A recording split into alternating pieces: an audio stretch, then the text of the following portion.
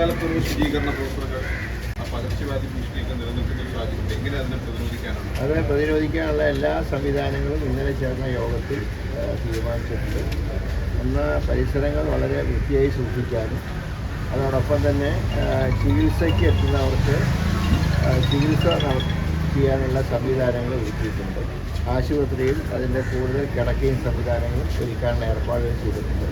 പ്രാഥമിക ആരോഗ്യ കേന്ദ്രങ്ങളും കമ്മ്യൂണിറ്റി ഹെൽത്ത് സെൻ്ററുകളിലും ജില്ലാ ആശുപത്രികളിലും മെഡിക്കൽ കോളേജുകളൊക്കെ അതിനുള്ള സംവിധാനങ്ങൾ ഒരുക്കാൻ ആവശ്യപ്പെട്ടിട്ടുണ്ട്. ആവശ്യത്തിലുള്ള മരുന്നുകൾ നൽകാനുള്ള സംവിധാനം ഉണ്ടായിട്ടുണ്ട്. അതോടൊപ്പം തന്നെ ഈ പ്രധാനപ്പെട്ട പല രോഗങ്ങളും തടയുന്നതിൽ ലോക്കൽ ബോഡിയുടെ സേവനം ആവശ്യമാണ്. ഈ വൃത്തിയില്ലാത്ത പരിസരമാണ് പലപ്പോഴും പല രോഗങ്ങളും ഉണ്ടാക്കുന്നത്. അപ്പോൾ അതുകൊണ്ട് അവരെ കൂടെ വിളിച്ചു ചേർത്ത് ജൂലമായിട്ടൊരു യോഗം ഈ ആഴ്ച തന്നെ വിളിച്ചു ചേർക്കാൻ തീരുമാനിച്ചു. ഈ IAS ഉദ്യോഗസ്ഥരുടെ സ്ഥലമാറ്റം ഇന്നലെ നടപ്പിലാക്കിയിട്ടുണ്ട്. അത് മന്ത്രിമാരെ അറിയിച്ചില്ല എന്നുള്ള ആശയം ഒരു വശം പോയിരുന്നു. അതിൽ എൻ്റെ വകുപ്പുമായി ബന്ധപ്പെട്ട മാറ്റങ്ങളൊന്നും ഉണ്ടായിട്ടില്ല. അതുകൊണ്ട് എനിക്ക് ആശയം പറയേണ്ട ആവശ്യമില്ല. എബോളയെക്കുറിച്ച് അങ്ങനെ ആശങ്കപ്പെടേണ്ട കാര്യമില്ല. അതിൻ്റെ ഈ രോഗത്തും ഇതുവരെയായിട്ട് ഇന്ത്യയിൽ ഒരിടത്തും റിപ്പോർട്ട് ചെയ്യപ്പെട്ടിട്ടില്ല. പക്ഷേ വിദേശത്ത് വരുന്ന യാത്രക്കാർ നിരീക്ഷിക്കാനുള്ള സംവിധാനങ്ങൾ എയർപോർട്ടുകളിലും തുറമുഖങ്ങളിലും ഒരുക്കി. ഇപ്പോൾ കേരളത്തിലെ 4 എയർപോർട്ടുകൾ ഉള്ളതിൽ തിരുവനന്തപുരം, കൊച്ചി, കോഴിക്കോട് മെഡിക്കൽ കോളേജുകൾ, കണ്ണൂർ പെരിയാരം മെഡിക്കൽ കോളേജിലൊക്കെയാണ് ഇതിൻ്റെ ഐസൊലേഷൻ വാർഡ് ഉൾപ്പെടെ സജ്ജീകരിച്ചിട്ടുണ്ട്. മാത്രമല്ല, ഈ വിദേശത്ത് എത്തുന്ന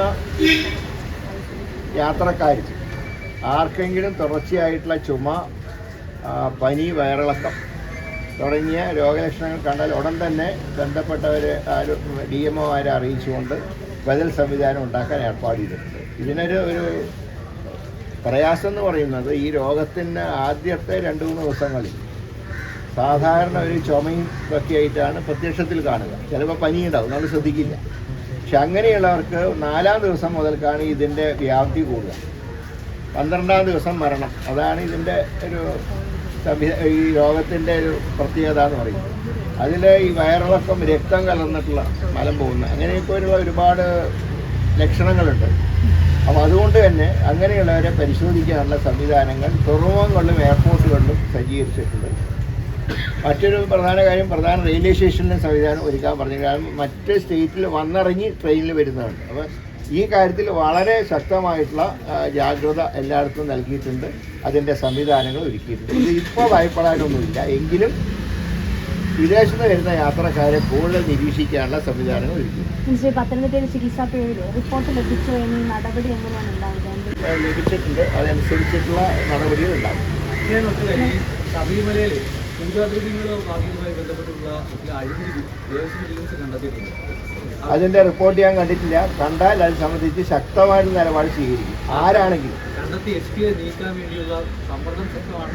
അല്ല, കുറ്റക്കാരാണെന്ന് കണ്ട് ആരെയും സംരക്ഷിക്കില്ല.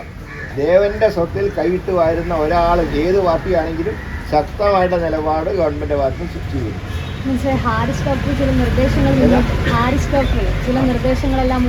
തീർച്ചയായും എല്ലാ നിർദ്ദേശങ്ങളും അദ്ദേഹത്തിൻ്റെ ഞാനിതൊരു പത്രത്തിൽ വായിച്ചു.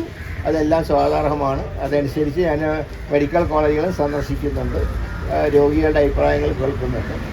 ഡോക്ടർമാരുടെ സംഖ്യ വർദ്ധിപ്പിക്കുക, അതാണ് ഞങ്ങളുടെ ഒരു തീരുമാനം എന്ന് പറയുന്നത്. കാരണം പല ഡോക്ടർമാർക്കും ഈ ഡോക്ടർമാരുടെ എണ്ണം കുറവായതുകൊണ്ട് വേണ്ടത്ര അവർക്ക് ചിലപ്പോൾ ജാഗ്രത കിട്ടില്ല. അത് എല്ലാവർക്കും പതിവാണ്. ഇപ്പോൾ ഞങ്ങൾക്കും ഒരുപാട് വിസിറ്റേഴ്സ് വന്നു കഴിഞ്ഞാൽ ചിലപ്പോൾ പൊതുപ്രവർത്തകരുടെ മൂടും തെറ്റുമല്ലോ.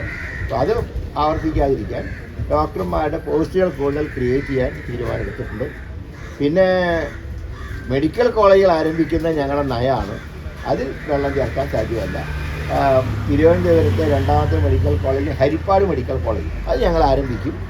അതോടൊപ്പം തന്നെ നിലവിലുള്ള മെഡിക്കൽ കോളേജുകളുടെ സൗകര്യങ്ങൾ വർദ്ധിപ്പിക്കുകയും ചെയ്യും.